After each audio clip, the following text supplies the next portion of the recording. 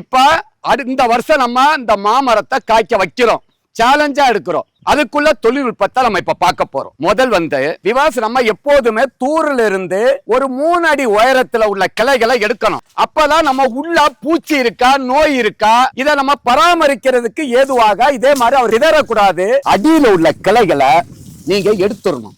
இதை வெட்டிருங்க. இத மாதிரி உள்ளதை எடுத்துருங்க. இத கீழே உள்ள கிளைகளை எடுத்துட்டோம். பூ பூக்குற டைம் முடிஞ்சதும் இதையெல்லாம் எடுத்து விடணும்.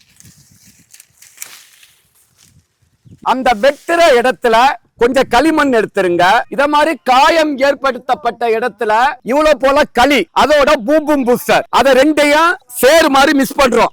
கொலன்னு பேசு மாதிரி பூம்பும் பூஸ்டரும் களி. அப்படி இல்லாட்டி சிஓசி கெமிக்கல் விவசாயம் செய்யறவங்க சிஓசி காப்பர் ஆக்சி குளோரைடு ஒரு சட்டியில பசை மாதிரி தடவுறீங்க. இந்த வெட்டுற இடத்த இருந்து இப்படி அப்பணும்.